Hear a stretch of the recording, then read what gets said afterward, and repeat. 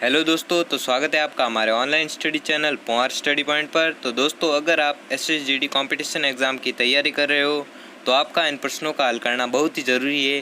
तो इसलिए आज मैं टॉप 25 जीके जीएस के अति महत्वपूर्ण प्रश्न लाया हूँ जो हर बार परीक्षाओं में रिपीट होते हैं। तो इसलिए हर प्रश्न को आप गहराई से समझना और ध्यानपूर्वक पढ़ना। तो चलो वीडियो को शुरू करते हैं। तो आपका पहला सवाल है, वन नीति के अनुसार कितने प्रतिशत क्षेत्र वनों से आच्छादित होने चाहिए?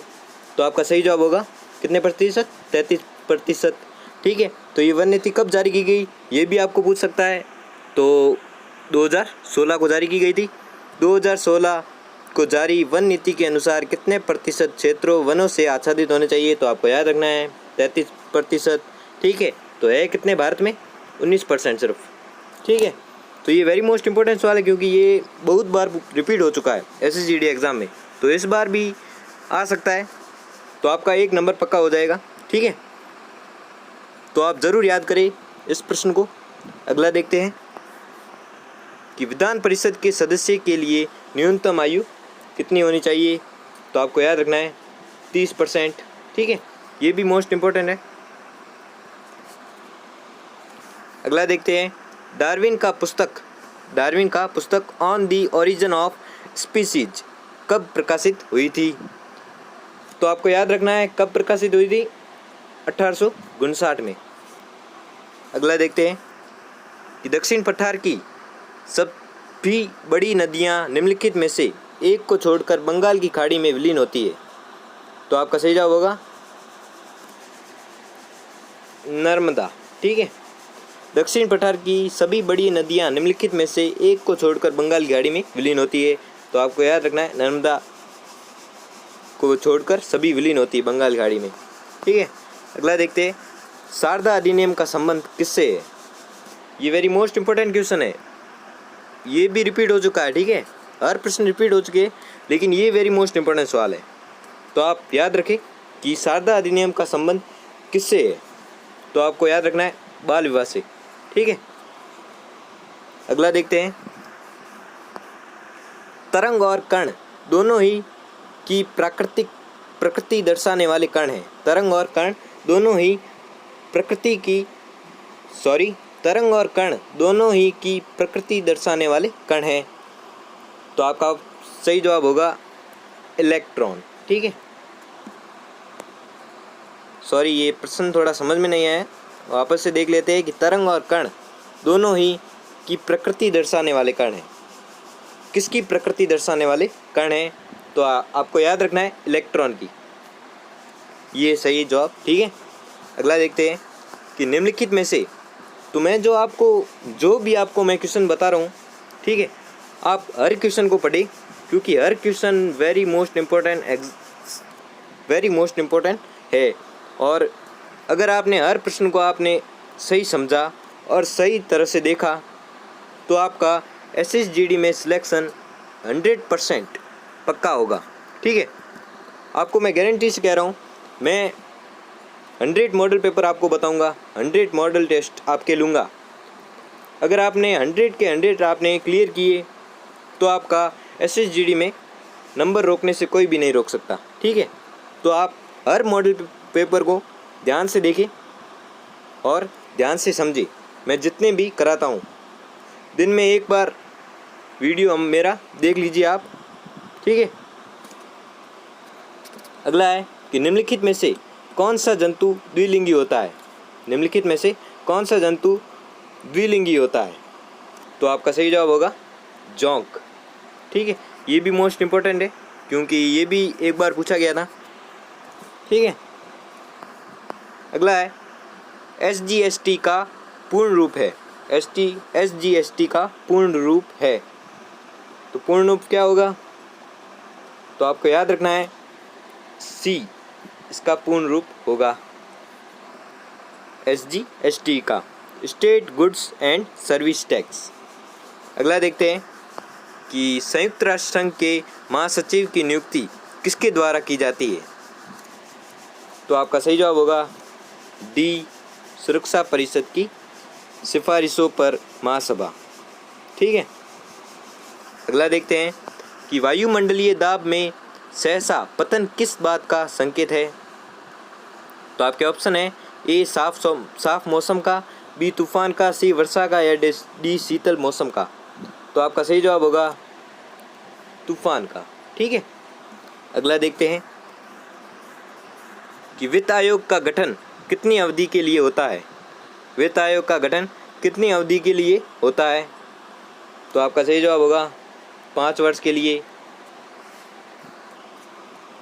अगला है कि मस्तिष्क के किस भाग में शरीर के ताप को नियंत्रण करने का केंद्र होता है? तो आपके ऑप्शन है ए अग्र मस्तिष्क, बी अनुमस्तिष्क, सी प्रमस्तिष्क, या डी हाइपोथैलेमस। तो आपका सही जवाब होगा क्या होगा? हाइपोथैलेमस। मस्तिष्क के किस भाग में शरीर के ताप को नियंत्रित करने का केंद्र होता है? तो हाइपोथैलेमस में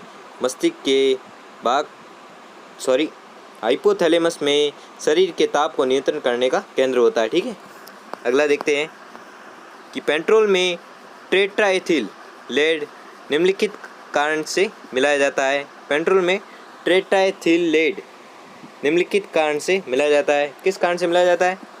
तो आपका सही जवाब होगा क्या होगा? डी। इसके एंटी नॉकिंग दर को बढ़ाने के लिए, ठीक है, इसके एंटी नॉकिंग दर को बढ़ाने के लिए पेट्रोल में टेट्राएथिल लेड का प्रयोग किया जाता है। ये भी मोस्ट इम्पोर्टेंट है, याद कर लेना। गन्ने की शक्कर को ग्लूकोज तथा फ्रुक्टोज में जल अपघटित करने वाला एंजाइम है। गन्ने की शक्कर को ग्लूकोज तथा फ्रुक्टोज में जल अपघटित करने वाला एंजाइम है। तो कौन सा एंजाइम है? इन्वर्टेज। ठीक है, मेरे को लास्ट में ये भी बताना कि आपके 25 में से कितने % सही हुए। इससे आपकी एग्ज़ाम की तैयारी का पता चल जाएगा कि आपकी कितनी तैयारी है। ठीक है, अगला देखते हैं कि मालवा, गुजरात और महाराष्ट्र किस शासक ने पहली बार जीता था? तो आपके ऑप्शन ये रहे। तो आपका सही जवाब होगा चंद्रगुप्त मौर्य। ठीक है, मालवा, गुजरात और महाराष्ट्र किस शासक ने पहली बार जीता था? तो आपको याद रखना है चंद्रगुप्त मौर्य ने। अगला है कि सांची किस कला व मूर्तिकला का निरूपण करता है? सांची किस कला व मूर्तिकला का निरूपण करता है? तो आपका उत्तर होगा बौद्ध कला एवं मूर्तिकला का निरूपण करता है। अगला है कि मेगास्थनीज ने भारतीय समाज को कितनी श्रेणियों में विभाजित किया था? ये भी वेरी मोस्ट इम्पोर्टेंट सवाल है कि मेगास्थनीज ने भारतीय समाज को कितने श्रेणियों में विभाजित किया था? तो आपको याद रखना है 7 श्रेणियों में। और आपको ये भी पता होगा मेगास्थनीज की पुस्तक का नाम कौन सी है? तो ये मुझे कमेंट में बताना ज़रूर, किसको पता है देख लेते हैं। बहुत ही सरल है कि मेगास्थनीज की पुस्तक कौन सी है, आप कमेंट में बता लेना। तो मेगास्थनीज ने भारतीय समाज को कितनी श्रेणियों में विभाजित किया? तो आपको याद रखना है 7। ये वेरी मोस्ट इम्पोर्टेंट है। अगला है कौटिल्य के अर्थशास्त्र में किस पहलू पर प्रकाश डाला गया है? तो आपका सही जवाब होगा डी राजनीतिक नीतियाँ पर प्रकाश डाला गया है अर्थशास्त्र में। अगला है निम्न में से कौन सा क्षेत्र अशोक के साम्राज्य में सम्मिलित नहीं था? निम्न में से कौन सा क्षेत्र अशोक के साम्राज्य में सम्मिलित नहीं था? तो आपको याद रखना है कौन सा क्षेत्र? श्रीलंका, जो अशोक के साम्राज्य में सम्मिलित नहीं था। अगला है किस स्तंभ में अशोक ने स्वयं को मगध का सम्राट बताया है? ए बाबरू स्तंभ, बी क्वीन स्तंभ, सी रुमिनदेई स्तंभ, या डी मस्की का लघु स्तंभ। तो आपका सही जवाब होगा ए बाबरू स्तंभ। ठीक है, अगला है कि संसदीय सरकार का सबसे महत्वपूर्ण लक्षण है। तो आपका सही जवाब होगा कार्यपालिका का विधायिका के प्रति सामूहिक उत्तरदायित्व। अगला देखते हैं रेगिस्तानी पौधों की बाह्य त्वचा पर मोम जैसे पदार्थ की परत पाई जाती है। यह पदार्थ है, यह कौन से पदार्थ है? तो आपके ऑप्शन है ए सेल्यूलोज, बी क्यूरिन, सी पेक्टिन या डी लिगिन। तो आपका सही जवाब होगा क्यूरिन। ठीक है, अगला देखते हैं कि प्रोटीन की जानकारी प्रदान करने वाले डीएनए के भाग को खालिस्तान कहा जाता है। तो क्या कहा जाता होगा? तो आपको याद रखना है जीन। ये भी वेरी मोस्ट इम्पोर्टेंट है, क्योंकि जीके जीएस में बहुत ही मोस्ट इम्पोर्टेंट सवाल है कि प्रोटीन की जानकारी प्रदान करने वाले डीएनए के भाग को खालिस्तान कहा जाता है। तो आपको याद रखना है जीन। अगला है कि पौधे के लिए सबसे अच्छा उर्वरक है। तो सही जवाब होगा ए कंपोस्ट। अगला देखते हैं कि किसी पिंड का वेग समरूप कहा जाता है जब। तो आपके ऑप्शन होगा जब वेग का मान और दिशा दोनों नियत हो। अगर हमारा वीडियो आपको अच्छा लगा हो तो वीडियो को लाइक और चैनल को सब्सक्राइब करें, और आपके कितने प्रश्न सही हुए वो भी हमें कमेंट में बताएं। ठीक है, तो धन्यवाद।